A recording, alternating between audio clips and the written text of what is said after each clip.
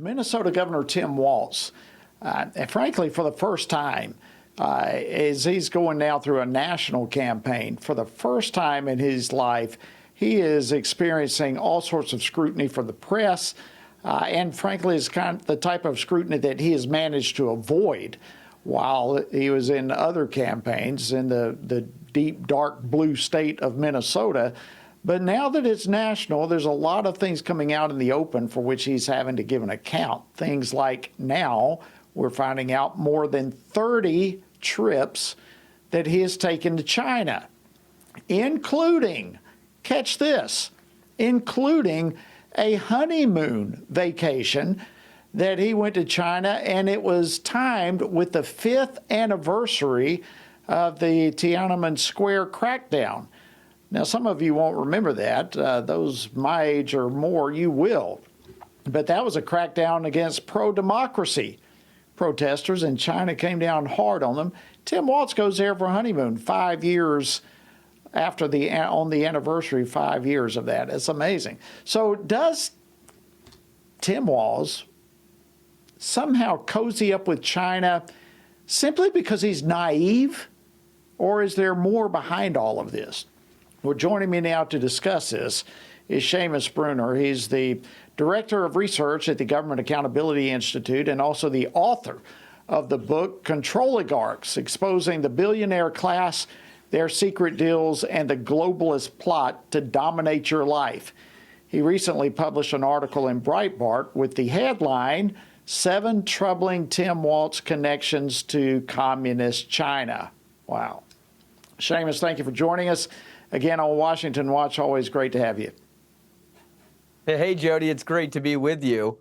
You know, the stolen valor stuff is a total disgrace. We're finding out more and more examples of times that Tim Walz misrepresented his rank, tried to insinuate that he was actually deployed to a war zone. And so pretending to be a war hero is a disgrace. But it's even worse, more egregious when you consider the fact that that Tim Walz has been cozying up to America's #1 adversary for going on 30 years, 30 plus years. And so if you start at the beginning, in 1989, Tim Walz was in China. He then promptly sets up a company called Educational Travel Adventures Incorporated and begins taking American students to China, and he has nothing but effusive praise to lavish on the Chinese. And he tells his students on these trips, he's taken more than 30, which is bizarre in and of itself. How many governors of states in America have taken 30 plus trips to China?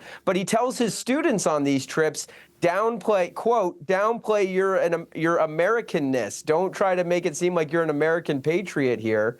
And so what does he get from the Chinese Communist Party? Well, they start subsidizing these trips. This was reported in local press. The CCP actually paid for scholarships to bring Walz and his students to China for these cultural exchanges, or whatever they're calling them. That's just shocking. I mean, I've talked to multiple U.S. intelligence experts here that say there is a 0% chance that Tim Walz in the Ministry of State Security, that's the China's version of the CIA, there's no chance that China's CIA didn't know about these trips, approved these trips, and basically he was doing what they wanted. Wow. Well, and that's just like you said, that's just the beginning of it. There's also visits with diplomats from the CCP, and even some of them attending his gubernatorial inauguration. That is pretty alarming. Why would they be there for his inauguration? Tell us some about those trips and those relationships. Yeah, you're exactly right. It's you know, the Team Walz, Team Harris, they would like to downplay and make it sound like it was ancient history. All these trips that he took were back in the 90s. That's not true. He traveled as recently as 2015, and then he has his eyes set on higher office, national office, and so he's a congressman. But when he becomes governor at his inauguration in January of 2019, there's a CCP delegation, a consul general attends this. Now, you can't just show up to someone's inauguration. You have to be invited. And so Tim Walz or his team invited this diplomat, and then that consul general, he travels from the inauguration. He congratulates Walz on the win. He says he can't wait to form more lasting ties between the state of Minnesota and China. And then that diplomat, he travels to a local NGO called Global Minnesota. Now, this is, I mean, stocked full of Tim Walz cronies.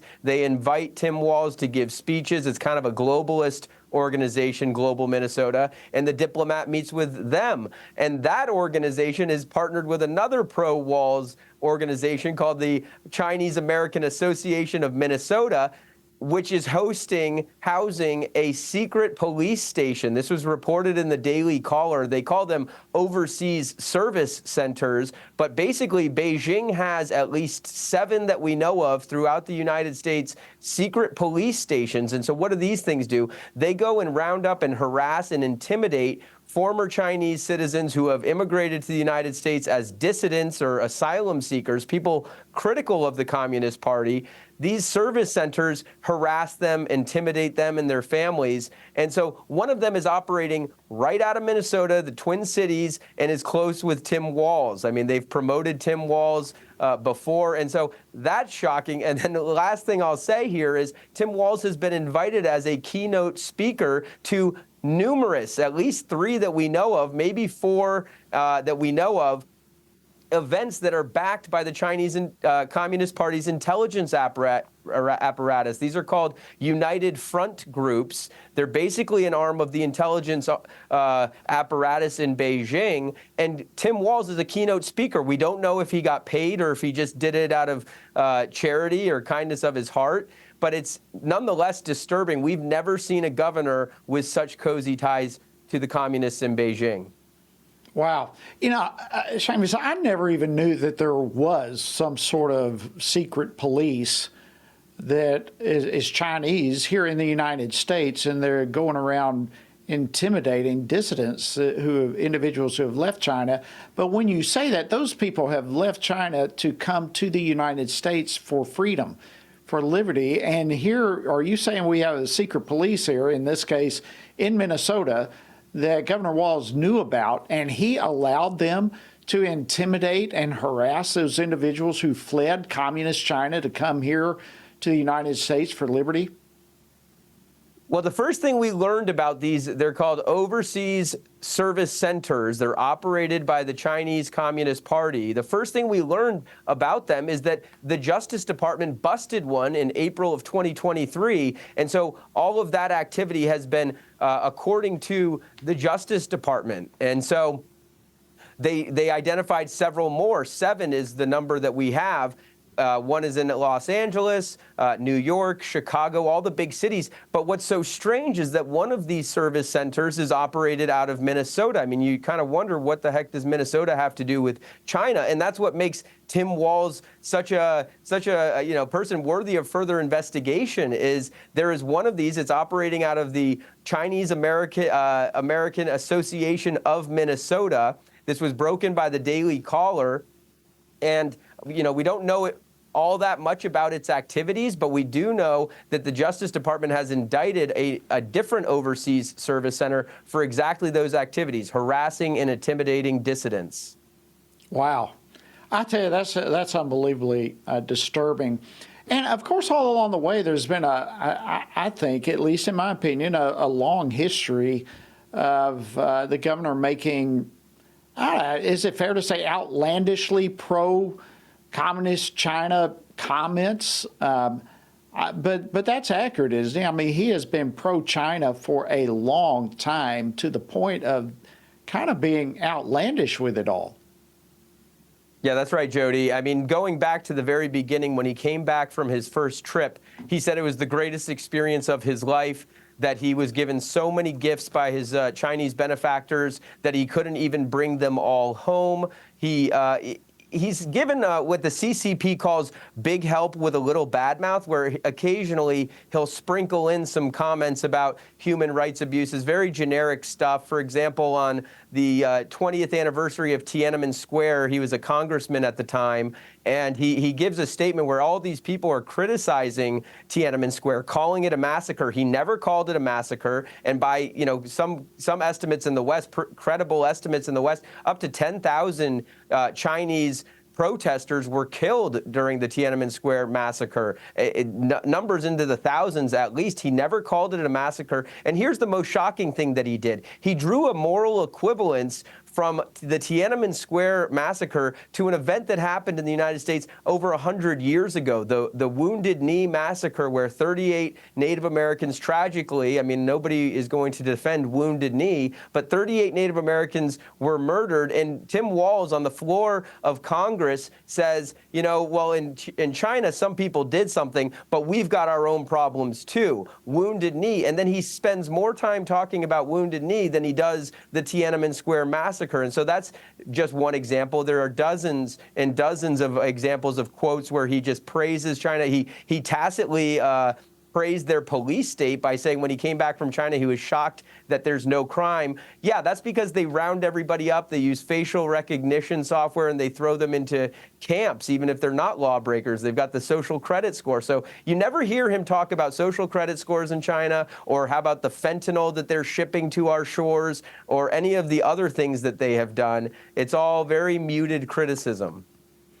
All right, everybody needs to be taking this information in. This is exceedingly alarming. And underneath all of this, Walz says that there's areas of cooperation between the U.S. and China. Seamus, let me ask you this. Is he deliberately naive about the human rights abuses of the communist regime, or is there something else underneath here that is forcing him to cozy up with China?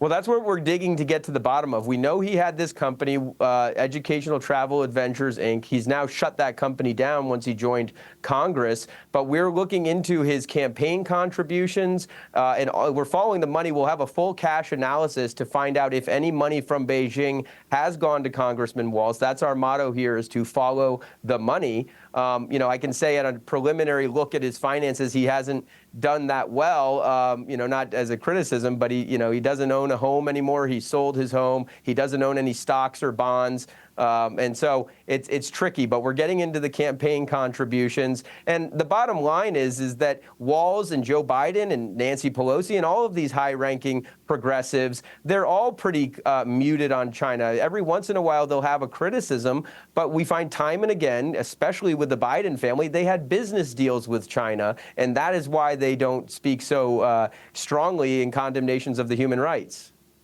Yeah, and it appears as though, and I'm sure your investigation will dive into this, but it appears as though a similar compromise exists with Walz, where he openly claims that he got gifts and gifts and gifts and gifts, more that he could bring home, or however exactly it was stated. But the fact is, there appears to be a compromise there. This, of course, is a message that the Trump-Vance campaign is focused on.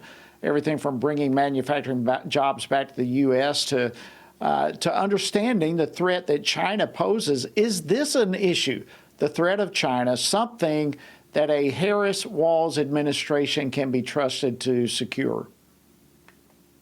Yeah, absolutely not, Jody. It's really troubling. A lot of Americans, good patriotic Americans, can't fathom the fact that the elite political class in Washington, and this includes members on both sides, actually like China. They actually admire the Chinese system. I talk about it in the book Controligarchs.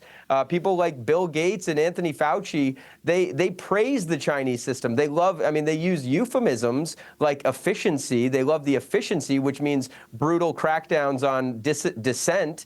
But they actually admire a Chinese system. And I see that Kamala Harris and Tim Walz, just look at their COVID policies. They wanted to lock people in their homes. Governor Walz, he put up a tip line so that neighbors could be snitching on one another. That's something that Mao would do, is have, turn in your neighbors to the party. And so it's troubling. People can't fathom that in America, communism is coming here. But again, go to Tim Walz's own statements. He says some people's socialism is other people's neighborliness. So he equates socialism to neighborliness. So wow. It's really shocking stuff.